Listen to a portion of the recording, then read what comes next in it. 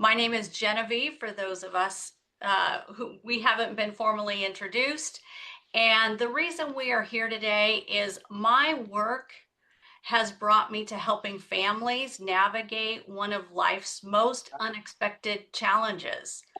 It all started we're coming up on 5 years ago. I actually found myself sitting in my mentor's chair. I live in Texas. He lived in Pittsburgh. And he passed away suddenly between a Sunday night or a Monday morning. And by Monday night, I was sitting in his chair at his office desk trying to figure out the clinic. We had therapists, we have all these clients. And there were a lot of people on his calendar we had never met before. So it was a bit of playing catch up and trying to figure this out. Well, I met this couple. The spouse is D. I had never met them before, and they had only worked with my mentor a couple of times. And what really became true for me is that the care partner was really suffering.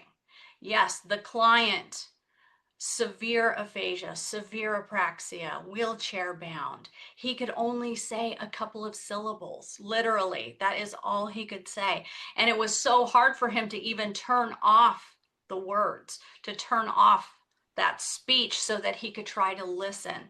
But what I felt in that moment was the care partner's pain, because she didn't know what to do.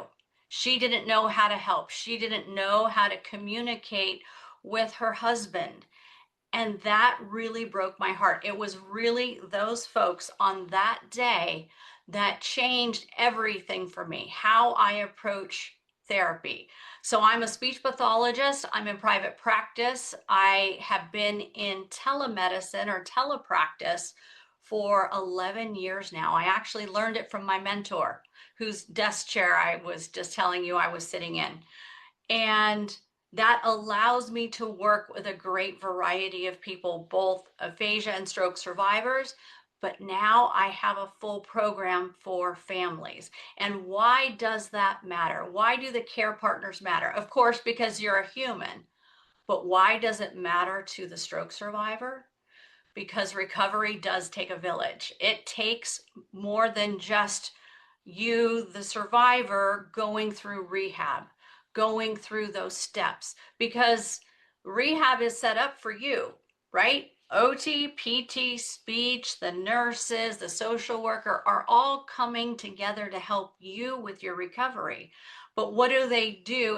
And I'll take responsibility too, because I did it as a clinician. We just tell the care partner, here's what you need to do, here's how you need to do it. But we don't give any kind of tools.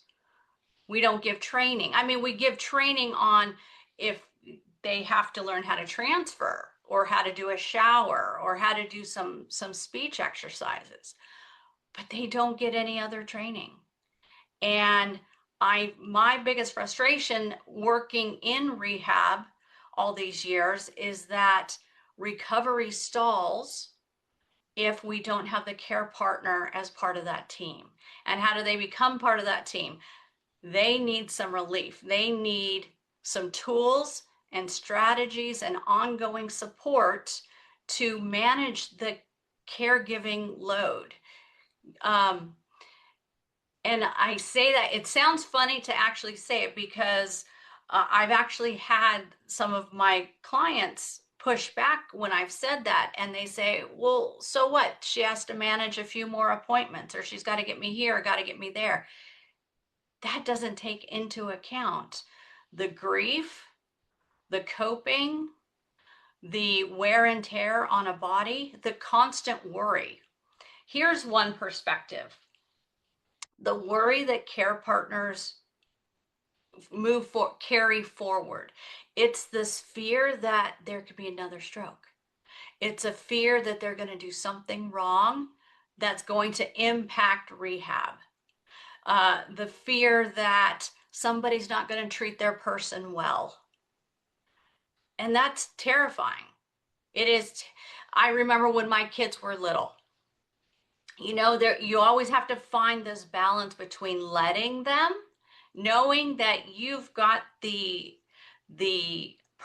got the bigger perspective. You can see what's coming. You can see how people are, and you desperately want to protect them. But then how are they going to learn? You have to find this balance, and care partners have to find that balance too. So what we've done is create a pathway forward for care partners, something that is complementary to what survivors go through, but gives the actual tools, training, and steps forward. So what I'd like to show you is what we've developed is our care partner compass. And this compass points to a roadmap. It's a self-reflection tool. So this is our care partner compass, and I won't make you read it here now. This is a free tool for you to use. Just grab the link and you can do it yourself. So what we have here, oh, interesting. There we go. There, it's loaded. This is our wheel, and it's divided into 9 sections. And it's color-coded based on the steps of our roadmap, and I'll show you that in a bit. But what we want to understand from a care partner's perspective is what is your day-to-day like? What is your support, daily structure and support? Do you have control over your calendar? Are you being reactive or are you being proactive? Do you know how to set boundaries? Because sometimes those are absolutely necessary to preserve time. Do you have information about aphasia and stroke? Do you understand? Do you have enough of an understanding what your survivor is experiencing, what it possibly feels like being in their body and their communication? And because we know that the brain is complicated. We have not only the language center, but we have all of our thinking skills. So this tab goes into what do you understand? And then how are you connecting with your survivor? Do you feel like you're roommates or do you feel like you're a team? Sharing the load. And I literally mean that like who's helping out in the house? Is the care partner doing all of the tasks, all of the appointments? Because what do partnerships do? They share the load. Trusting in your partner's growth, knowing that they are motivated and moving forward, or maybe there's things going on like depression and if we can bring this to the light of day, it can get addressed. Time and energy for me. Everybody deserves to have their own life, to have their interests and pursuits and time on their own, whatever it is that lights them up. Social connection, being with other people. How about joy and new experiences? Often stroke comes along right at the peak of life, right? I have so many folks that are in their 50s that have had a stroke. They're at the peak of their career. They're dreaming of retirement and travel, or they've got grandkids, or they got grandkids on the way, right? And stroke just comes along and is like a tsunami and wipes it out. And then it's getting to purpose and giving back. And what I mean by that is everybody needs a purpose. What gets you out of bed in the morning? Is it to go garden? Is it to go to work? Is it to travel? Whatever it is, we want you to be able to have that as both the survivor and the care partner. So with this wheel, we have the 9 areas over here. We have a little cue that gives you a little more information, and you pick your rating. And what it does is it draws the wheel. I'm just going to pick a few ratings here, and you're going to get this nice visual about what's going on for you. And what you get at the end of this is a nice PDF that sums up. You'll get the picture of your wheel, and it's going to help you see overall where you are. So then why does it matter? This is a diagnostic tool. This is not why you guys are here today. You are looking for what can we do? How do we get better? And you get better by having that path forward. So I'd like to share with you. So we're calling this Thrive Beyond Aphasia.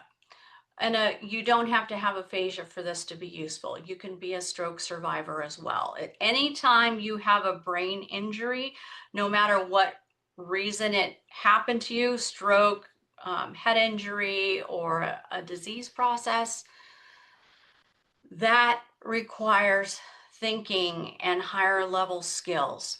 And we help with that, both for care partners and individuals. But this is our roadmap that we have mapped out. And I want to bring you back to the story of Dee. Dee, that care partner that I met that day I was sitting at my mentor's desk. And I've been with her and her husband for years. I dare say we are very close friends. I know everything about them. And what has happened over these last several years is I've been able to map out her journey. It wasn't something I sought to do on purpose, but what I have seen is that as we built her skills and gave her strategies and gave her better understanding, that her communication and connection improved with her husband. And what they were able to do 2 months ago was they traveled 4 states. They drove and they gave a shared toast at their daughter's wedding. She did the talking, he did the sign holding. He only has one hand. So they had made these signs. I don't know if you've ever seen the movie Love Actually, but there's a scene in there where this man is not talking because the woman's boyfriend is in the other room, but this guy had something he needed to say. And it was written on signs. So what my client did is he got to hold up the signs, and at the right cue he dropped one sign and then the next thing was there. And the bottom line is they gave a toast at their daughter's wedding. And reflecting back on that with Dee, there's no way she ever thought that that was going to be possible, but it was because we purposefully helped her as that care partner navigate that.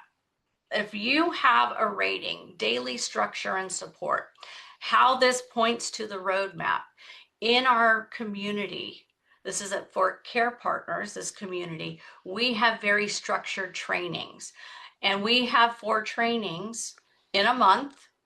They're bite-sized pieces about helping you build that daily structure and support. Here is a view of one of our trainings. It's about building frameworks and putting in self-care. This is a 20-minute process with action steps. It's delivered on a pace that you can anticipate that is not overwhelming. That's one of them. Another one is how do you manage your calendar and protecting what matters most?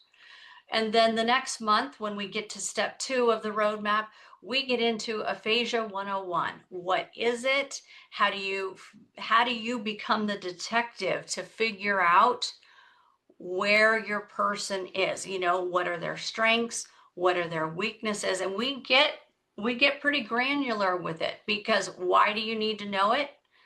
Because you want to be able to connect and communicate. Then the next week we get into Cognition 101. Cognition is your thinking skills, everything from attention to memory to executive function. I won't bore you with all the details, but the point is this is a step-by-step process to support care partners to getting to that point where aphasia and stroke do not rule every minute of your existence, where you can get back to being your own person and in a partnership with your survivor. Your dreams may look different, but they are still achievable with some modifications. And no longer do care partners have to do this on their own. If that's what I wanted to share with you today, I very much would love to support any of you. First step, if you would like to do that care partner wheel, I encourage you to do that. We'll give you some resources from it. It starts with the picture of where you are now, and it gives you an idea where we can support you. Additionally, last month was Aphasia Awareness Month. It's something National Aphasia Association does every June. And well, I thought, I got a little sassy about it, and I thought, well, where's Care Partner Month? So I deemed July Care Partner Independence Month. I don't just want awareness, I want independence. Everything I'm doing in our membership is about helping you be independent, helping to meet you where you are and getting you where you want to go. So many care partners feel like they're in a tunnel. They're not even looking for the light at the end of the tunnel because many of them don't believe it exists. But I'm here to tell you, between the compass and the roadmap, we can get you to the light at the end of that tunnel. So, Care Partner Independence Month, our membership is open through the end of July. And the reason we do that is so that we can welcome in people at one time, so it's easy to support you through the process. I don't know when we'll open it again. Maybe by the end of this year, maybe at the holidays, maybe not. I don't yet know. This has been a labor of love to get it to this point, and I want to welcome in care partners who want to take that next step. The beauty of the membership is it's month to month. Come in, get what you need for that month. We have every month is a different topic and tools and strategies, and a community that sees you for where you are and can support you on your path. That's what I have for you guys today. I want to support each of you as both care partners and survivors. If I can support you, please reach out. Have a blessed day, everybody, and thank you for your time.